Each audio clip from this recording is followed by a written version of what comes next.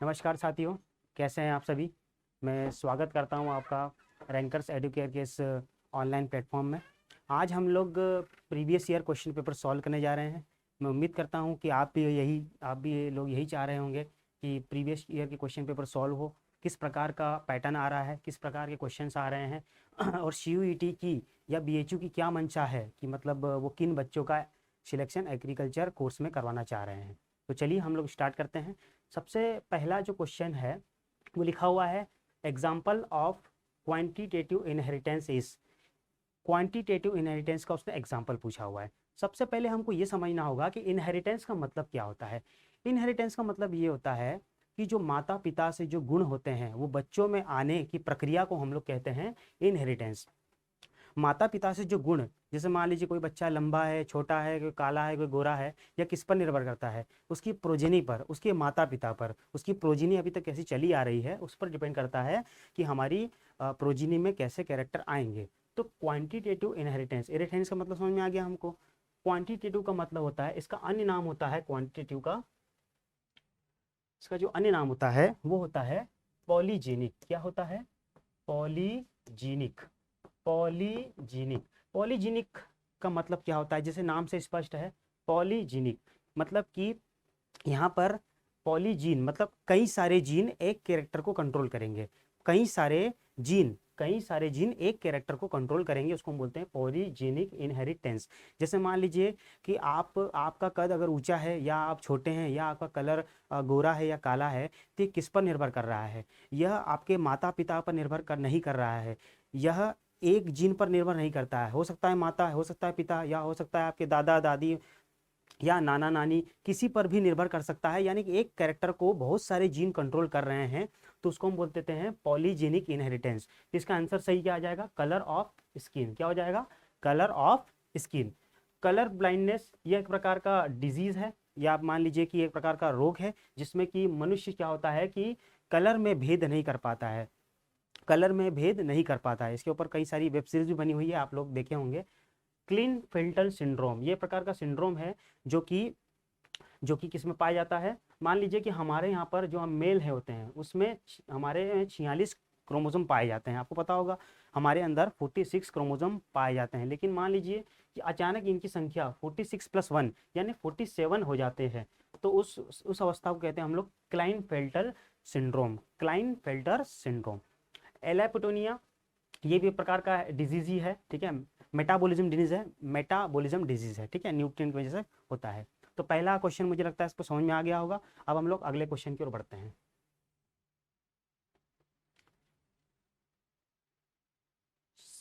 Second question आपको दिख रहा होगा। सेकंड क्वेश्चन आपको दिख रहा होगा, स्वीडिश जेनेटिस्ट एच नील्सन एले डिस्कवर्ड पॉलीजेनिक इनहेरिटेंस इज।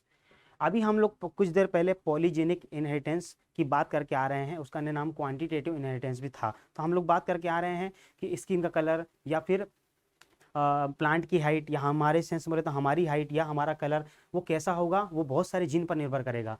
तो उसके बारे में खोज किसने की थी? एक स्वीडिश के साइंटिस्ट थे जिसका नाम था एच नील्सन एहले। तो मुझे लगता है इसमें आपको समझ में आ गया होगा आंसर क्या होगा। Wheat colour, wheat colonel colour, wheat का जो कलर है उसके ऊपर उन्होंने खोज की थी कि भाई वीट का कलर किन किन जीन पर निर्भर कर रहा था। ठीक है, तो आपको आंसर समझ में आ गया होगा। आंसर क्या होगा? सेकंड। अगले क्वेश्चन की ओर बढ़ते हैं हम लोग। अगला क्वेश्चन क्या कह रहा है देखते हैं। हाँ, short range forecasting of weather is predicted for the period of. देखिए फोरकास्टिंग का मतलब क्या होता है? फोरकास्टिंग का मतलब होता है मौसम पूर्वानुमान। ठीक है, आपने देखा होगा अक्सर पेपर में लिखा होगा कि मौसम विभाग ने बताया है कि अगले 2 दिन बाद बारिश होगी, या अगले हफ्ते सूखा पड़ने वाला है, या फिर कहीं पर बहुत ज़्यादा ठंड पड़ने वाली है। तो ये मौसम का पूर्वानुमान करते कौन है? मौसम विभाग के वैज्ञानिक करते हैं। और वो लोग करते हैं 3 टाइप का फोरकास्टिंग होता है। फोरकास्टिंग जो होता है यानी पूर्वानुमान जो होता है वो 3 टाइप का होता है। एक होता है शॉर्ट रेंज, एक होता है शॉर्ट रेंज, एक होता है मीडियम रेंज, एक होता है मीडियम रेंज, और एक होता है लॉन्ग रेंज। शॉर्ट रेंज यानी होता है लघु अवधि के लिए। शॉर्ट रेंज का मतलब क्या होता है? लघु अवधि के लिए। मीडियम मतलब होता है मध्यम अवधि के लिए। और लॉन्ग मतलब होता है लंबी अवधि के लिए। अब ये लघु अवधि भी कितना दिन, तो मान लीजिए कि अगर मौसम का पूर्वानुमान 3 दिन से कम दिन के लिए हो रहा है, इसको हम बोल देते हैं शॉर्ट रेंज। मीडियम रेंज का मतलब होता है 3 से अगर 10 दिन के लिए अगर मौसम का पूर्वानुमान हो रहा है, उसको हम बोल देते हैं मीडियम रेंज। और लॉन्ग रेंज का मतलब होता है जब 10 दिन से अधिक के लिए मौसम का पूर्वानुमान हो रहा है, उसको हम बोल देते हैं लॉन्ग रेंज। तो क्वेश्चन क्या पूछ रहा है, short range forecasting of weather is predicted for the period of. तो आपको स्पष्ट दिख रहा है कि 3 से कम दिन, कौन सा आंसर दिख रहा है आपको, हाँ 1 और 2 डेज, यानी 1 या 2 दिन के लिए, या फिर बोले तो 3 दिन से कम के लिए। अगर आपसे क्वेश्चन पूछे मीडियम के लिए तो 3 से 10 दिन, और लॉन्ग के लिए तो 10 से अधिक दिन। समझ में आ गया आपको। चलिए अगला क्वेश्चन। अगला क्वेश्चन है आपको, ये मैच ऑफ द फॉलोइंग दिया हुआ है। मैच ऑफ द फॉलोइंग इसमें दिया हुआ है, एक तरफ आपको फैक्टर दिए हुए हैं और एक तरफ आपको इंस्ट्रूमेंट यानी यंत्र दिए हुए हैं कि भाई इन फैक्टर को हम किससे मापेंगे। तो सबसे पहला है टेम्परेचर। टेम्परेचर यानी होता है तापमान। तो आपको सबको पता होगा तापमान किससे मापते हैं हम लोग, थर्मोमीटर से। तो ए का क्या आंसर आ गया, 3। रेनफॉल, रेनफॉल का मतलब होता है वर्षा। ठीक है, आप लोग अक्सर पढ़ते होंगे कि दिल्ली में आज इतने मिलीमीटर बारिश हुई, या फिर हमारे शहर बनारस में आज इतने मिलीमीटर बारिश हुई। तो वो वर्षा को मापते किससे हैं, तो वो वर्षा को मापते हैं ऑर्डिनरी रेन गैस से। रेन नाम से समझ में आ रहा होगा, रेन गैस यंत्र होता है जिससे वर्षा का माप करते हैं। अगला है विंड वेलोसिटी। विंड वेलोसिटी का मतलब होता है वायु की गति, वायु कितनी बह रही है, 30 किलोमीटर प्रति घंटे बह रही है या 20 या 40, तो उस गति को हम लोग मापते हैं एनीमोमीटर से। किससे मापते हैं, एनीमोमीटर से। और अगला है रिलेटिव ह्यूमिडिटी यानी कि आर्द्रता, सापेक्षिक। रिलेटिव ह्यूमिडिटी का मतलब होता है सापेक्षिक आर्द्रता। सापेक्षिक आर्द्रता को हम लोग मापते हैं हाइग्रोमीटर से। किससे मापते हैं, हाइग्रोमीटर से। तो आपको ऑप्शन दिख गया होगा, 1 का 3, एक ही ऑप्शन है हमारा ये तीसरा। क्लियर है। Next question.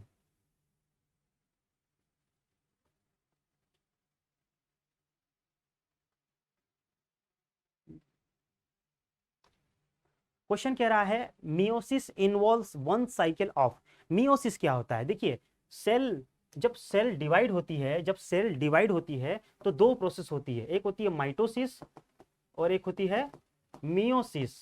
एक होती है मियोसिस। इस माइटोसिस को हम लोग बोलते हैं समसूत्री विभाजन, और मियोसिस को हम लोग बोलते हैं अर्धसूत्री विभाजन। तो पूछ रहा है meiosis involves one cycle of, मतलब मियोसिस में एक्चुअली होता क्या है, तो उसमें होता है डीएनए रेप्लिकेशन। देखिए मियोसिस का मतलब क्या होता है, जैसे मान लीजिए कि हमारे मनुष्य में टेस्टिस होते हैं और फीमेल जो होते हैं उसमें होता है ओवम। क्या होता है, सॉरी ये ओव्यूल होता है, ओव्यूल क्या होता है, ओव्यूल। टेस्टिस से निकलता है स्पर्म, टेस्टिस से निकलता है स्पर्म, और ओव्यूल से निकलता है ओवम। तो टेस्टिस, ये स्पर्म जो होता है वो एन होता है यानी हैप्लॉइड होता है, हैप्लॉइड होता है, और ये जो ओवम होता है वो होता है हैप्लॉइड। तो यह जो होते हैं मिलकर मिलकर क्या बना देते हैं, जाइगोट। क्या बना देते हैं, जाइगोट। तो कुल मिला के ये जो मियोसिस हो रहा है, इस मियोसिस में एक्चुअली डीएनए का रेप्लिकेशन होता है। डीएनए जो होता है वो बढ़ते घटते रहता है। नेक्स्ट क्वेश्चन पे बढ़ते हैं हम लोग।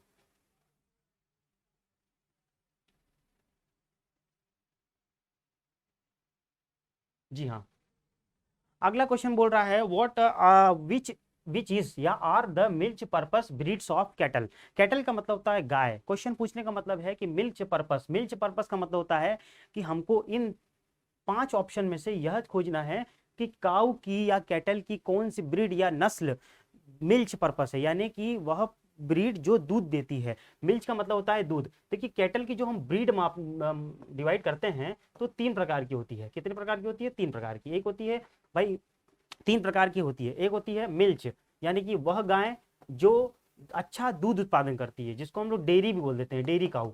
एक होती है ड्रॉट, ड्रॉट यानी वह गाय जिसका हम लोग यूज करते हैं, जिसका यूज करते हैं दूध उत्पादन के लिए।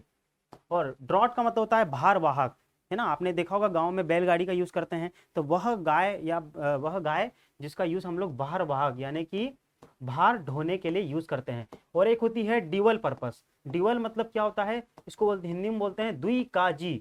द्विकाजी, द्विकाजी का मतलब क्या हो गया, दोनों काम, मतलब ये मिल्च भी यानी दूध भी देगी, और ड्रॉट, ड्रॉट यानी कि ये भार वाहक का काम भी करेगी।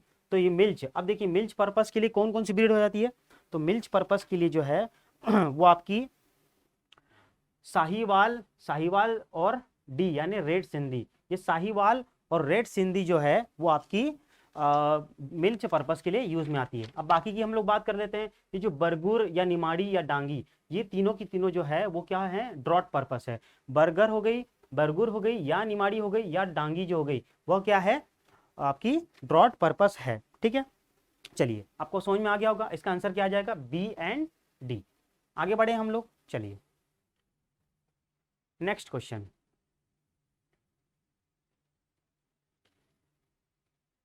जी हाँ, which one of the following is a chemical property of soil, मतलब कि हमको इसमें बताना है कि मृदा का यह इन निम्न में से कौन सा एक रासायनिक गुणधर्म है। तो देखिए सॉइल जो होती है, सॉइल सॉइल में तीन प्रकार के गुणधर्म दर्शाती है। सबसे पहला है फिजिकल, फिजिकल यानी इसको बोलते हैं हम लोग भौतिक, इसको बोलते हैं हम लोग भौतिक। सेकंड होता है केमिकल, केमिकल केमिकल यानी हिंदी में बोलते हैं इसको रासायनिक। और तीसरा होता है बायोलॉजिकल, बायोलॉजिकल इसको हम लोग हिंदी में बोलते हैं क्या, जैविक। क्या बोलते हैं, जैविक। तीन प्रकार के सॉइल गुणधर्म बताती है।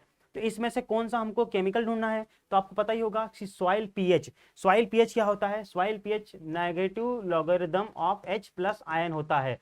इस सॉइल पीएच से हमको पता क्या चलता है कि सॉइल एसिडिक है या बेसिक है या न्यूट्रल है या लवणीय है, ये कैसी है, सॉइल की नेचर कैसा है, एसिडिक है, अम्लीय है, क्षारीय है, ये हमको कौन बताता है, सॉइल पीएच। तो ये सॉइल की कैसी प्रॉपर्टी हो गई, केमिकल प्रॉपर्टी हो गई। ये जो बाकी के जो प्रॉपर्टी हैं, सॉइल स्ट्रक्चर, सॉइल कलर और सॉइल प्लास्टिसिटी, यह तीनों जो है वो फिजिकल प्रॉपर्टी है। ठीक है, कैसे फिजिकल प्रॉपर्टी, सॉइल स्ट्रक्चर। ठीक है, आप लोग सॉइल को देखते होंगे तो जब बारीकी से देखेंगे तो सॉइल आपको एक स्ट्रक्चर में बनी हुई दिखेगी। हो सकता है कि सॉइल हमारी प्रिज्म रूप में जमी हो सकता है कि हमारी सॉइल जो है वो गोलाकार रूप में जमी हो सकता है कि हमारी सॉइल जो है वो क्यूब रूप में जमी हो। ठीक है, क्यूब, तो किसी भी आकार में जमी हो उसको हम बोलते हैं सॉइल स्ट्रक्चर। तो ये कैसा प्रॉपर्टी हो गया, physical property.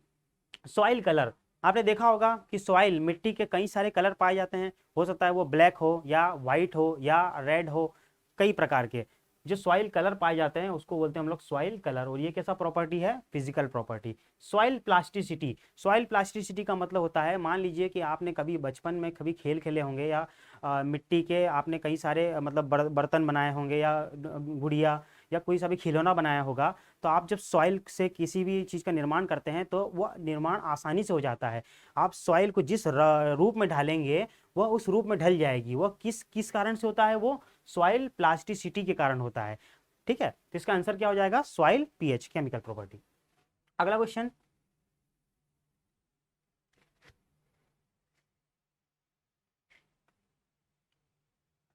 In papaya which method of propagation is mainly followed. इसका मतलब यह है कि पपीते में किस प्रकार से प्रवर्धन किया जाता है। प्रवर्धन का मतलब ये होता है कि मान लीजिए कि अब अगर हमको अगली क्रॉप लेनी है तो हम किस भाग को लगाएंगे। ठीक है, तो देखो प्रोपेगेशन जो होता है वो दो प्रकार से होता है। प्रोपेगेशन का मतलब होता है प्रवर्धन, प्रवर्धन। प्रोपेगेशन जो होता है वो दो टाइप से हम लोग कर सकते हैं। एक तो होता है रिप्रोडक्टिव पार्ट, पौधे का हम लोग यूज कर सकते हैं रिप्रोडक्टिव पार्ट, इसको हिंदी में बोलते हैं लैंगिक भाग। क्या बोलते हैं, लैंगिक भाग। और एक होता है वेजिटेटिव पार्ट, वेजिटेटिव पार्ट, इसको बोलते हैं हम लोग हिंदी में, इसको बोलते हैं वानस्पतिक भाग। तो पौधा जो होता है, हमारा पौधा जो होता है वो दो भागों में बटा होता है, एक होता है रिप्रोडक्टिव पार्ट और एक होता है वेजिटेटिव पार्ट। रिप्रोडक्टिव पार्ट जो होता है वो पौधे का केवल और केवल एक ही होता है, वो होता है फ्लावर। क्या होता है, फ्लावर। क्यों रिप्रोडक्टिव, क्योंकि फ्लावर बना ही होता है। फ्लावर जो होता है, फ्लावर या फ्लावर से जो बनेगा वो क्या होगा, सीड होगा। ये फ्लावर और सीड जो है वो रिप्रोडक्शन से बनते हैं। जब पोलन और एंथर मिलते हैं तो इनमें फर्टिलाइजेशन होता है और उससे हमारा क्या बनता है, सीड। तो ये हमारा फ्लावर या ये सीड क्या हो गया, फ्लावर या सीड, ये क्या हो गया हमारे रिप्रोडक्टिव पार्ट। तो अगर हम लोग किसी प्लांट का अगर सीड यानी कि बीज की बुआई कर देते हैं तो उसको हम लोग क्या बोल देते हैं, रिप्रोडक्टिव पार्ट। लेकिन वेजिटेटिव पार्ट, अगर हम लोग किसी प्लांट का, जैसे एग्जांपल के रूप में बताऊं तो आलू, आलू का हम लोग आलू की जो टुकड़े काट काट के लगा देते हैं, तो आलू का हम लोगों ने बीज नहीं लगाया है, हम लोगों ने उसका क्या लगा दिया है, वेजिटेटिव पार्ट या उसका वानस्पतिक भाग लगाया। एक और एग्जांपल दूं तो गन्ना, गन्ने का हम लोग बीज नहीं लगाते हैं, गन्ने को हम लोग क्या करते हैं, उसके सेट्स काट काट के भूमि में लगा देते हैं। तो तो वह कौन सा पार्ट हो जाता है, वेजिटेटिव पार्ट। तो पपाया यानी कि पपीते में हम लोग सीड से करते हैं, यानी पपाया की जो प्रवर्धन होता है या अगली जो संतति अगले पौधे लगेंगे वो किससे लगेंगे, बीजों के द्वारा लगेंगे, सीड के द्वारा लगेंगे। क्वेश्चन क्लियर हुआ। अब हम लोग अगले क्वेश्चन की ओर बढ़ते हैं।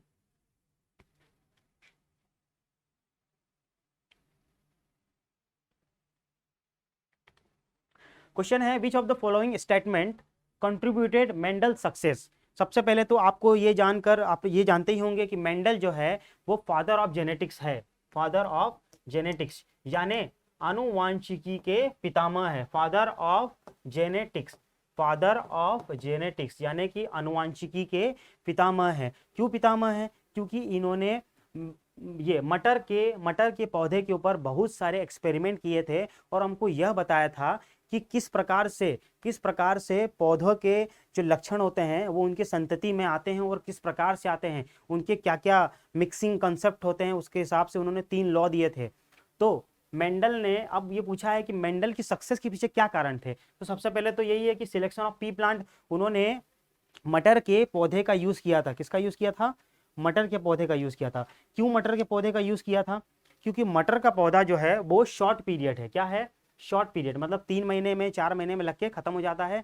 और एक और क्या कारण था कि मटर जो होता है उसमें क्रॉस पॉलिनेशन होता है, क्रॉस पॉलिनेशन होता है। तो उनको यह आसानी हुई कि वो किसी मटर की किसी अन्य किस्म या अन्य पौधे से उनका संकरण करवा सकते थे आसानी से। तो यह पी प्लांट लेने का यही उद्देश्य था। एक तो ये ऑप्शन हो गया। एक और ये का कारण है one character at each time, मतलब कि मेंडल ने एक कैरेक्टर को एक टाइम पे लिया। जैसे मान लीजिए कि मटर का पौधा है तो मटर के बीज का कलर, मटर की हाइट, मटर के पौधे का कलर, ठीक है। तो यह कई सारी चीजों को उन्होंने एक बार में नहीं, अक्सर हम लोग क्या करते हैं कि हड़बड़ी में काम करते हैं, लेकिन मेंडल जो है उन्होंने बहुत ही शानदार काम यह किया था कि उन्होंने एक कैरेक्टर, एक लक्षण को एक टाइम पर लिया, उन्होंने मिक्सिंग नहीं की, तो उनको बेहतर रिजल्ट मिल पाए। तो उन्होंने क्या किया, एक कैरेक्टर एक टाइम पर लिया। और तीसरा क्या था, हिज स्टैटिस्टिकल नॉलेज, मतलब कि मेंडल ने मैथ्स का उपयोग किया। और यह मुझे लगता है कि एक ऐतिहासिक बदलाव होगा कि किसी कृषि वैज्ञानिक ने पहली बार मैथ्स का यूज किया था, ठीक है। इसीलिए आप लोग जब मान लीजिए किसी डिग्री में इनरोल होंगे तो आपको यह स्टैटिस्टिक्स एक सब्जेक्ट होगा, क्योंकि किसी भी रिसर्च के लिए स्टैटिस्टिक्स का आना बहुत जरूरी है। डाटा को कैसे फिल करना है, डाटा को कैसे कंक्लूड करना है, डाटा को कैसे प्रोसेस करना है और उसको समझना है और फिर उसको लोगों को भी समझाना है, यह आना एक बहुत जरूरी है एक वैज्ञानिक के लिए। तो उनका स्टैटिस्टिकल नॉलेज बहुत बढ़िया था। तो यह 3 जो गुणधर्म थे वही मेंडल की सक्सेस में भागीदारी बने।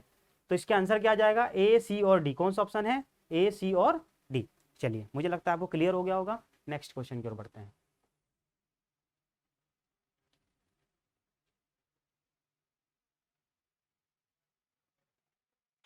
लिखा है Tagetes erecta is the botanical name of, ठीक है। टेजेटस इरेक्टा किसका वानस्पतिक नाम है। तो सबसे पहले तो आपको पता होना चाहिए कि टेजेटस इरेक्टा जो है वो मैरीगोल्ड का है। मैरीगोल्ड, मैरीगोल्ड का मतलब होता है गेंदा।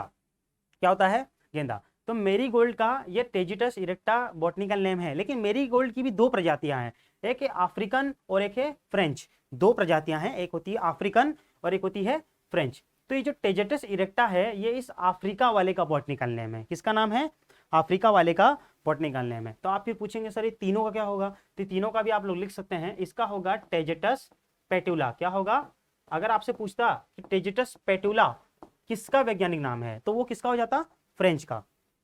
रोज, रोज यानी गुलाब, रोज यानी क्या होता है, गुलाब। गुलाब का बॉटनिकल नेम होता है रोजा इंडिका, रोजा इंडिका। क्या होता है, रोजा इंडिका। और जास्मिन का होता है जास्मिन। जास्मिन हिंदी मतलब चमेली होता है। जास्मिन का होता है जास्मिन ऑफिशियनल। क्या होता है, जास्मिन ऑफिशियनल। क्या होता है, जास्मिन ऑफिशियनल। आगे बढ़े हम लोग। चलिए,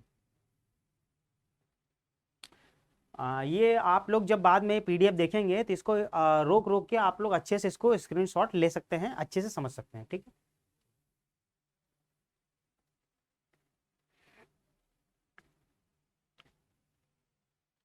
क्वेश्चन है what is the origin of Holstein Friesian exotic breed of cow. तो सबसे पहले तो क्वेश्चन यही बनता है कि गाय की निम्न में से कौन सी जो ये ब्रीड है वो क्या है, एक्सोटिक। एक्सोटिक का मतलब होता है विदेशी, बाहर से, हमारे देश की नहीं है, ये बाहर से है। तो ये कौन सी है, हॉलिस्टियन फ्रीजियन। लेकिन पूछा है कि बाहर यानी विदेश में भी इसका ओरिजिन क्या है, इसका उत्पत्ति स्थान क्या है, तो वह है आपका हॉलैंड, फ्रीजलैंड एंड हॉलैंड। तो देखिए आपको नाम से समझ में आ जाएगा, हॉलिस्टियन फ्रीजियन और ये हॉलैंड, ठीक है। इसलिए इसका नाम हॉलिस्टियन फ्रीजियन ही रखा गया, क्योंकि ये कहाँ पाई गई थी, सबसे पहले हॉलैंड में पाई गई थी। तो इसका उत्पत्ति स्थान सीधे सीधे आपको ऐसे याद करना है। अगला क्वेश्चन,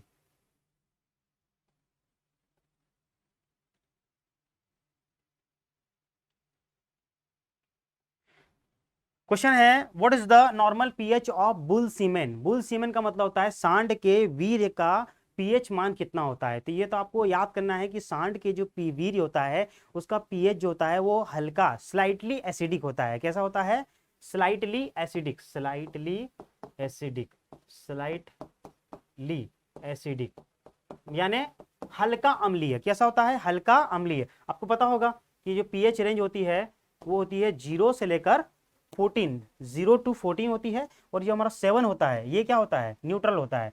तो जो नॉर्मल पीएच होता है बुल सीमेन का वो होता है 6.4 to 6.8। ये देखिए 7 के आसपास है, थोड़ा यहाँ पर आएगा, इसलिए इसको बोल देते हैं 7 के नीचे एसिडिक, और 7 के अगर थोड़ा नीचे हो तो इसको हम बोल देते हैं स्लाइटली एसिडिक। तो अगर मान लीजिए अगली बार ऑप्शन आए कि what is the normal pH of bull semen और ऑप्शन में लिखा है slightly acidic, slightly basic, acidic, basic, तो आंसर क्या होगा, आंसर क्या होगा हमारा, स्लाइटली एसिडिक, ठीक है।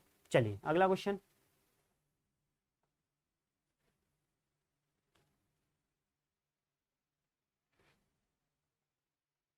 क्वेश्चन है what are the different system of irrigation. Irrigation का मतलब क्या होता है, इरिगेशन का मतलब होता है सिंचाई।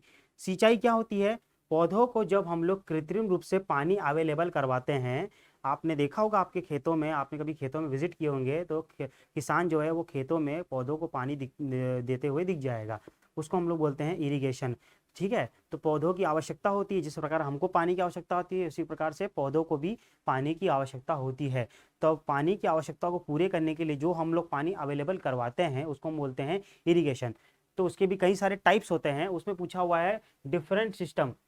हाँ, इसमें से कौन सा सिस्टम है, तो सबसे पहले ये रैंडम फील्ड डिचेस, ये तो नहीं है, ठीक है। सरफेस इरिगेशन, हाँ ये है। सरफेस इरिगेशन का मतलब होता है सतही सिंचाई। आपने देखा होगा सतह पर पानी को बहा दिया जाता है जिससे कि पौधों तक चले जाता है। सब सरफेस इरिगेशन का मतलब होता है अधो सतही सिंचाई, मतलब जमीन के नीचे पाइप बिछाए जाते हैं जिससे कि पौधों को पानी मिल जाता है। ये विधि हमारे यहाँ पर नहीं चलती है, लेकिन इरिगेशन की मेथड तो है। स्प्रिंकलर, स्प्रिंकलर का मतलब होता है बौछारी है, ठीक है। कई सारे स्प्रिंकलर आपने देखे होंगे, ठीक है। ऐसे आपने देखा होगा पानी घूमते रहता है, पानी गिरते रहता है, स्प्रिंकलर घूमते रहते हैं तो वो पानी जो होता है अपने क्रॉप को मिल जाता है, तो उसको हम बोलते हैं स्प्रिंकलर। और ड्रिप, ड्रिप इरिगेशन को हिंदी में तो ड्रिप ही कहते हैं, या हिंदी में कहते हैं इसको बूंद बूंद विधाई, बूंद बूंद सिंचाई विधि। तो ड्रिप इरिगेशन से हम लोग जो पानी देते हैं वो बहुत ही माइन्यूट ड्रॉप्स के रूप में गिरता है, जिससे कि इसकी जो कैपेसिटी है, जो वाटर यूज इफिशियंसी है वो बढ़ जाती है, ठीक है। तो आपको समझ में आ गया होगा आंसर कौन सा है, बी सी डी ई, कौन सा ऑप्शन है, फोर्थ, बी सी डी और ई। चलिए नेक्स्ट क्वेश्चन,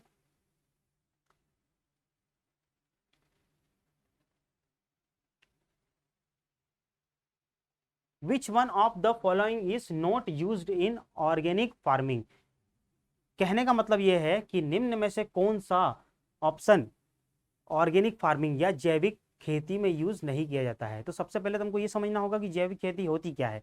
जैविक खेती, आप लोग आजकल जैविक खेती बहुत सुन रहे होंगे, नेचुरल फार्मिंग, ऑर्गेनिक फार्मिंग, क्या होता है ये, इसमें इसका मतलब ये होता है कि हमको जो आर्टिफिशियल फर्टिलाइजर है या कुछ भी ऐसा प्रोडक्ट जो केमिकल से बना हो, कोई भी ऐसा प्रोडक्ट जो केमिकल से बना हो, चाहे वो फर्टिलाइजर हो, चाहे वो पेस्टिसाइड हो, चाहे वो कवकनाशी हो, हर्बिसाइड हो, कुछ भी ऐसा यूज नहीं करना है जिससे कि हमारी जो मृदा है, हमारी मिट्टी है या फिर हमारा पर्यावरण खराब हो।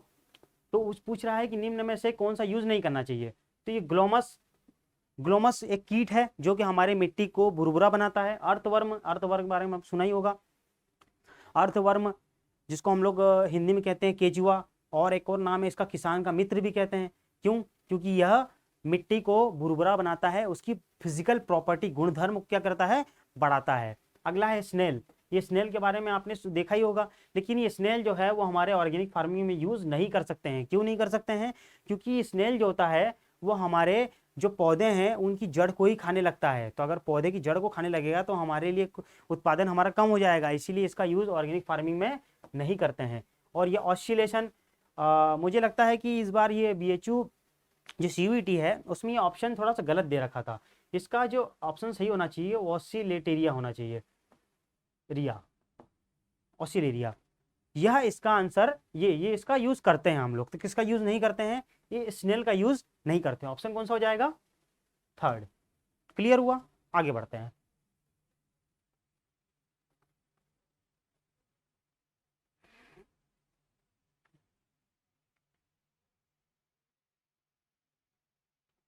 चलिए अगला क्वेश्चन आपको दिख रहा होगा कि कौन सी बफेलो की जो ब्रीड है वो क्रॉस है बिटवीन मुर्रा एंड सुरती। ये मुर्रा और सुरती जो है वो भैंस की नस्लें हैं, लेकिन क्वेश्चन हमसे ये पूछा है कि निम्न में से कौन सी नस्ल मुर्रा और सुरती के क्रॉस से बनाया गया है। तो इसका आंसर है महसाना। क्या है? महसाना। महसाना कहाँ पाई जाती है? तो यह पाई जाती है आपके गुजरात में। कहाँ पाई जाती है? गुजरात में। ठीक है, और भी आपको दिख रहे होंगे। तो ये बन्नी जो है, ये बन्नी भी भैंस की नस्ल है और ये भी कहाँ पाई जाती है? गुजरात में पाई जाती है। कहाँ पर पाई जाती है? गुजरात में। और ये जाफराबादी भी आपकी गुजरात में ही पाई जाती है। गुजरात में जाफराबादी भी जो है वो भैंस की नस्ल है, वो भी गुजरात में ही पाई जाती है। और नागपुरी जो है वो नागपुरी भी भैंस की नस्ल है। और ये नागपुर नाम से लग रहा है नागपुर, कहाँ पाई जाती है? नागपुर महाराष्ट्र। कहाँ पाई जाती है? नागपुर महाराष्ट्र। ठीक है, चलिए आगे बढ़ते हैं हम लोग। इसका आंसर क्या जाएगा? महसाना। अगला क्वेश्चन है अकॉर्डिंग टू नासा। नासा आपने सुना ही होगा, एक स्पेस की एजेंसी है। तो उसने पूछा है कि according to NASA the gases in earth atmosphere include how much percent of carbon dioxide. मतलब उसने पूछा है कि हमारे जो हमारे इन्वायरमेंट में CO2 की कितनी मात्रा है। तो CO2 की आपको मात्रा याद करनी है, 0.03% होती है। कितनी होती है? 0.03। लेकिन मान लीजिए कि अब अगर आपसे पूछे, अगर आपको ऑप्शन में 0.04 दिख जाए तो ये भी आंसर सही होगा। क्यों? क्योंकि आप लोग जानते हैं कि आजकल ग्लोबल वार्मिंग और ग्रीन हाउस गैस इतनी ज्यादा बढ़ रही है कि CO2 की मात्रा लगातार बढ़ रही है और इसकी मात्रा अब कितनी हो गई है? 0.04%। ठीक है, तो ये इसका आंसर, ये वाला ज्यादा सही होगा। अभी हमारा आंसर कौन होगा? 0.03।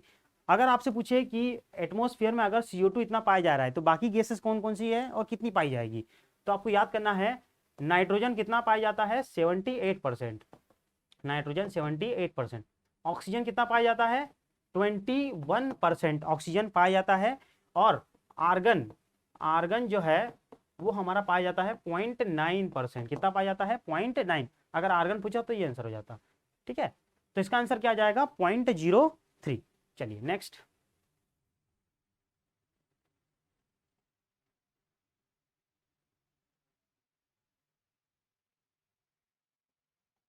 पूछा है विच acid is present in the gram leaves. ये ग्राम का मतलब होता है चना।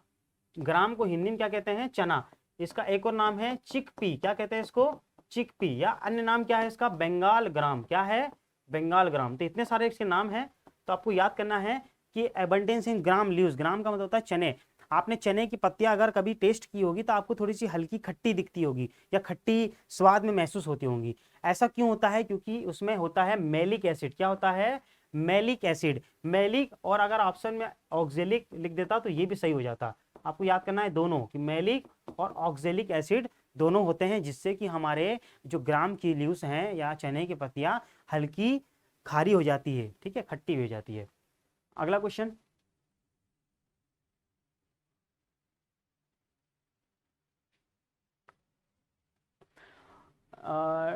fill in the blanks refers to the development of embryo from egg cell without fertilization। ठीक है, अभी मैंने आपको कुछ देर पहले बताया था कि हमारे जो टेस्टिस होते हैं, टेस्टिस होते हैं उससे निकलता है स्पर्म। क्या निकलता है? स्पर्म। और हमारे जो ओवम, ओव्यूल होता है उससे निकलता है ओवम। क्या निकलता है? ओवम। ये होता है अंडा और ये होता है शुक्राणु। यह जब आपस में बनते हैं तो इससे बनता है हमारा जाइगोट। क्या बनता है? जाइगोट। और यही जाइगोट जब आगे मैच्योर हो जाता है तो बन जाता है एम्ब्रियो। क्या बन जाता है? एम्ब्रियो। लेकिन हम लोगों ने इसमें यह पढ़ा है कि जब स्पर्म किससे मिलेगा? ओवम से मिलेगा, तब जाके क्या बनेगा? जाइगोट या एम्ब्रियो। लेकिन पूछा है कि अगर एम्ब्रियो एम्ब्रियो बन जाए लेकिन विदाउट फर्टिलाइजेशन, इस प्रोसेस को हम लोग कहते हैं क्या है? फर्टिलाइजेशन। उसने बोला है कि विदाउट फर्टिलाइजेशन अगर एम्ब्रियो बन जाए तो हम उस प्रोसेस को कहते हैं पार्थेनोजेनेसिस। क्या कहते हैं? पार्थेनोजेनेसिस। ये एक डेफिनेशन है, इसको हमको एज इट इज याद करना है। ठीक है, ओके, चलो next.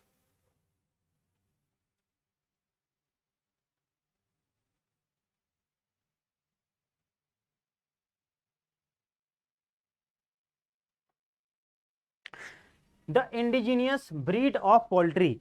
The indigenous breed of poultry का मतलब होता है मुर्गी। पोल्ट्री का मतलब क्या होता है? मुर्गी। तो हमको इसमें से देखना है कि मुर्गी की निम्न में से कौन सी प्रजाति, इंडिजीनियस का मतलब होता है कि घरेलू, घरेलू यानी कि भारतीय है, कौन सी नस्ल भारतीय उत्पत्ति की है। तो इसमें से आंसर आ जाएगा हमारा असील। ये असील जो है वो भारतीय मूल की है, और ये असील जो होती है वो तमिलनाडु में पाई जाती है। कहाँ पर पाई जाती है? तमिलनाडु में पाई जाती है। दक्षिण भारत के एक राज्य है तमिलनाडु। ठीक है, इस असील का हम लोग असील का यूज जो है वो फाइटिंग पर्पस ना, आपने कभी सुना होगा मुर्गा लड़ाई, ठीक है, कॉक फाइटिंग, फाइटिंग पर्पस के लिए यूज करते हैं इसका। ठीक है, और अगर मान लीजिए कि और ऑप्शन है आपको ससेक्स, तो उनका भी आपको मैं उत्पत्ति स्थान लिखवा देता हूँ, आप उसको अपने कॉपी में नोट करते जाइएगा। ओके, ससेक्स का जो उत्पत्ति स्थान है वो है यूके। यूके यानी यूनाइटेड किंगडम, या इसको बोलते हैं हम लोग ब्रिटेन। मिनोरका, मिनोरका का है स्पेन। क्या है? स्पेन। स्पेन एक देश है। और लोंगशान, ये लोंगशान का है चाइना। क्या है? चाइना, या हिंदी में बोलते हैं चीन। तो आपको समझ में आ गया होगा कि इंडिजीनियस ब्रीड कौन सी है।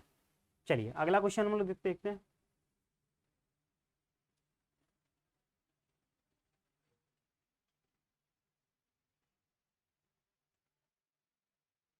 Fill in the blanks means the physical condition of soil resulting from tillage operation. Tillage का मतलब होता है जुताई। ठीक है, खेत को जब हम लोग बुआई करने जाते हैं किसी भी फसल की, तो उस फसल की बुआई करने से पहले हम लोग खेत को तैयार करते हैं। खेत को तैयार करना पड़ता है, उसकी जुताई करनी पड़ती है, उसकी निराई करनी पड़ती है, ताकि खेत हमारा फसल लगने के लिए तैयार हो पाए, उसमें अच्छे से पानी जा पाए और अच्छे से पौधे का विकास हो सके, अच्छे से उसका अंकुरण हो सके। उसको हम लोग बोलते हैं टिलेज। तो ये टिलेज जो हम लोग सॉइल में करते हैं, तो टिलेज के बाद की स्थिति, मतलब टिलेज हो गया उसके बाद की स्थिति को क्या कहते हैं? तो हम लोग कहते हैं उसको सॉइल टिल्थ। क्या कहते हैं? सॉइल टिल्थ कहते हैं, सॉइल टिल्थ। बाकी ऑप्शन क्या है? मल्चिंग। मल्चिंग क्या होता है? मल्चिंग का मतलब ये होता है कि मान लीजिए कि हम लोग सॉइल पर ऐसा ऑर्गेनिक या इनऑर्गेनिक मटेरियल बिछा दें, जिससे कि ऑर्गेनिक मतलब क्या हो सकता है? धान का भूसा या धान की पुआल या कुछ भी ऐसा भूसा बिछा दिया। इनऑर्गेनिक क्या हो सकता है? प्लास्टिक बिछा दिया, और भी कई सारी चीज़ें होती हैं हम लोग बिछा देते हैं। तो इन लोगों को हम लोग बिछा देते हैं, जिससे कि हमारी जो मिट्टी हो जाती है, मिट्टी का अगर हम लोग ये मल्चिंग कर देंगे, मिट्टी के ऊपर हम लोग मल्चिंग कर देंगे, तो हमारी जो मिट्टी का मॉइस्चर है, नमी है, वो लॉस नहीं होता है। ठीक है, फिर एक और फायदा क्या होता है कि मिट्टी का इरोजन, मतलब मिट्टी यहाँ से कटेगी नहीं, मिट्टी यहाँ से कट के कहीं जाएगी नहीं, उसको बोलते हैं मिट्टी का इरोजन या मिट्टी का क्षरण, तो वो रुक जाएगा। इसके और भी कई सारे अन्य फायदे हैं, मुख्य रूप से 2-3 फायदे हैं। अगला क्या है? हार्वेस्टिंग। हार्वेस्टिंग तो आपको पता ही होगा, फसल की कटाई है ना। जब हमारी फसल पक जाती है, तो जब हम फसल को काट देते हैं, उस प्रोसेस को हम लोग कहते हैं फसल की कटाई या हार्वेस्टिंग। क्या कह देते हैं? हार्वेस्टिंग। सॉइल टिल्थ, ये तो आंसर है। अगला है थ्रेशिंग। थ्रेशिंग का मतलब क्या होता है? आपने जब कटाई करेंगे, तो कटाई करने के बाद में आपके पास दाना और भूसा दोनों साथ साथ आ जाएंगे ना। दाना और भूसा, जैसे आपने धान की कटाई की है, गेहूं की कटाई की, तो आपके साथ में भूसा और दाना साथ साथ आ जाता है। अब उनको अलग करना है, क्यों? क्योंकि हमको तो जरूरत गेहूं या धान की है। तो थ्रेशिंग का मतलब ये होता है कि धान के पुआल से या धान के भूसे से धान को या गेहूं को अलग करना, उसको हम लोग बोल देते हैं क्या? थ्रेशिंग। क्लियर हो गया? चलिए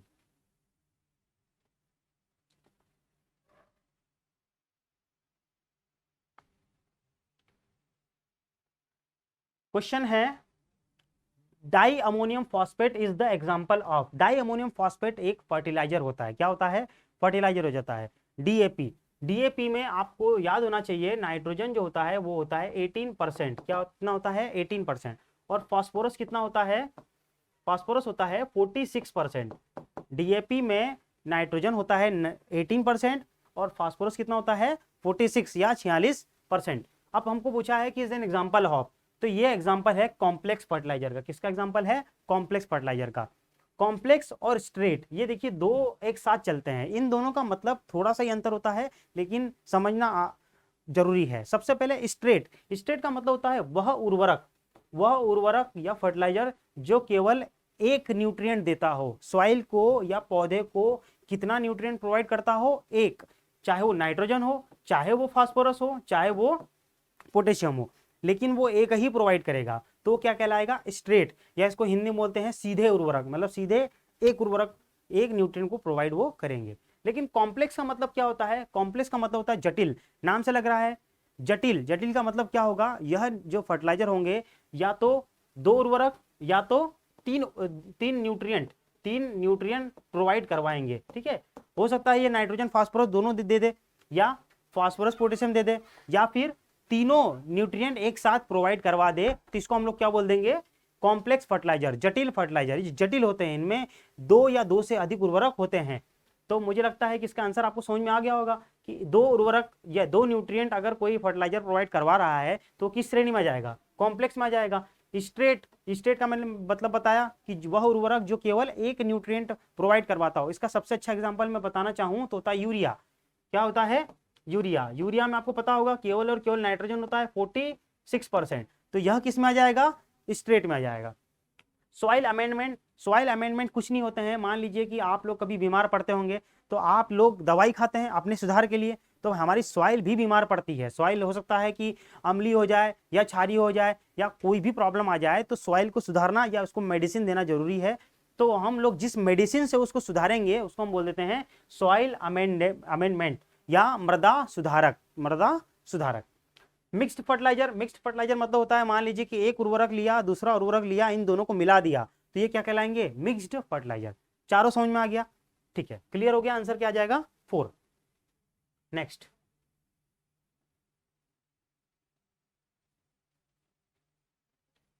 अगला क्वेश्चन आपको दिख रहा होगा, मैच ऑफ द फॉलोइंग। एक तरफ लिखा हुआ है लिस्ट 1 और एक तरफ लिखा हुआ है लिस्ट 2।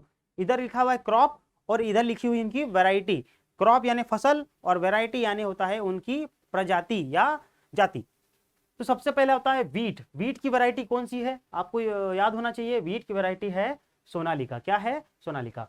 पैडी यानी धान, आपने सुना ही होगा बासमती चावल, तो इसका क्या आ जाएगा? बासमती। शुगर केन यानी गन्ना, और गन्ने की वैरायटी जो है वो CO 740। ठीक है, CO 740। इस CO का मतलब होता है कोयम्बटूर। क्या मतलब होता है? कोयम्बटूर। ये कोयम्बटूर इसका मतलब होता है कि यह जो वैरायटी है वो कहाँ से निकली होगी? कोयम्बटूर से। क्यों कोयम्बटूर से? क्योंकि कोयम्बटूर में ही शुगर केन ब्रीडिंग इंस्टीट्यूट, गन्ना प्रजनन संस्थान स्थित है, वहीं से वैरायटी निकली है, गन्ना प्रजनन संस्थान। हो सकता है अगली बार क्वेश्चन आ जाए कि गन्ना प्रजनन संस्थान या शुगर केन ब्रीडिंग इंस्टीट्यूट कहाँ पर है, तो कहाँ पर है वो? कोयम्बटूर। और सोयाबीन, लास्ट क्या बचा है? सोयाबीन। तो ये ब्रैक किसकी वैरायटी है? सोयाबीन की। तो हमारा आंसर क्या आ जाएगा? 1 का 2, यानी कि हमारा आंसर क्या आ गया? सीधे सीधे बी। इसका मतलब देखिए, अगर आपको एक का भी याद है तो आप समझ सकते हैं। ये मैच ऑफ द फॉलोइंग इसीलिए आसान हो जाता है क्योंकि इसमें हमको आसान हो जाता है। अगर मान लीजिए हमको तीनों ही नहीं याद है, अगर कोई सा एक भी याद है तो हमारा आंसर सही हो जाएगा, बशर्त कि आपको ऑप्शन ये ना घुमा दे। ठीक है, मतलब घुमा देगा तो फिर आपको दिक्कत हो जाएगी। इसीलिए आपको तैयारी आपकी फुल रखनी है, कहीं से भी क्वेश्चन पूछ लें हम लोग नहीं फंसेंगे उसमें। नेक्स्ट क्वेश्चन पे बढ़ते हैं हम लोग।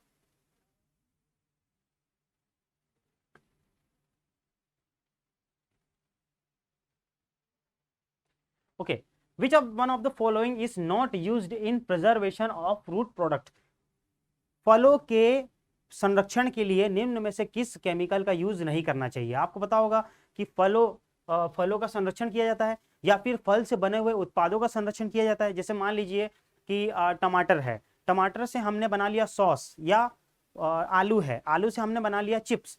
लेकिन ये चिप्स जो सॉस या चिप्स है वो लंबे समय तक अच्छा बना रहे या खराब ना हो, इसके लिए हम लोग उसमें कुछ केमिकल मिलाते हैं जिससे कि उनकी जो जीवन अवधि है वो बढ़ जाती है। आपको मार्केट में कहीं पर सॉस दिख जाता होगा, तो हो सकता है वो 2 महीने पुराना भी होगा, 3 महीने पुराना भी होगा, तो आप लोग उसको खरीद लेते होंगे। क्यों? क्योंकि उसमें ऐसे केमिकल मिलाए गए हैं जो उसकी अवधि को उन्होंने क्या कर दिया है? बढ़ा दिया है। तो इसमें पूछा है कि इसमें से कौन सा केमिकल यूज नहीं कर सकते हैं। तो आपको याद करना है कि आपको एसिटिक एसिड यूज करते हैं, पोटेशियम मेटाबाइसल्फाइड भी यूज करते हैं, सोडियम बेंजोएट भी यूज करते हैं, लेकिन नाइट्रिक एसिड का यूज नहीं करते हैं। नाइट्रिक एसिड का यूज हम लोग करते हैं फर्टिलाइजर या उर्वरक बनाते हैं, ठीक है, उर्वरक बनाने में यूज करते हैं। सोडियम नाइट्रेट, पोटेशियम नाइट्रेट आपने सुना होगा, यह उर्वरक किससे बनते हैं? नाइट्रिक एसिड से। तो क्या पूछा है? नॉट यूज्ड, इसका आंसर क्या आ जाएगा? 4 नंबर। क्लियर हो गया? आगे बढ़े हम लोग, चलिए।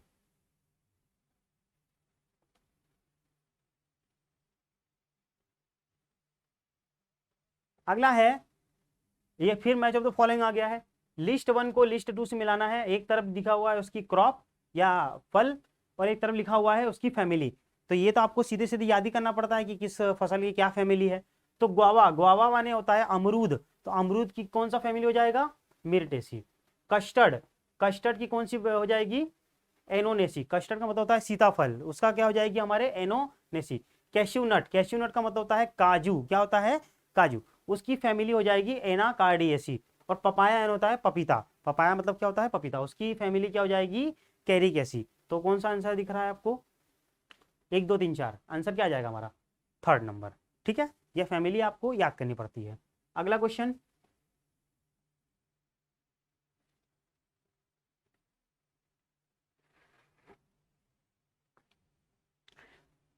fill in the blanks is the inherent potentiality of plant cell to give rise to whole plant। Inherent का मतलब मैं पहले ही बता चुका हूं कि इनहेरेंट का मतलब क्या होता है? जो माता पिता से जो गुण संतति में आते हैं उसको हम लोग बोल देते हैं इनहेरेंट। अगला क्या है? पोटेंशियलिटी, पोटेंशियलिटी मतलब है क्षमता।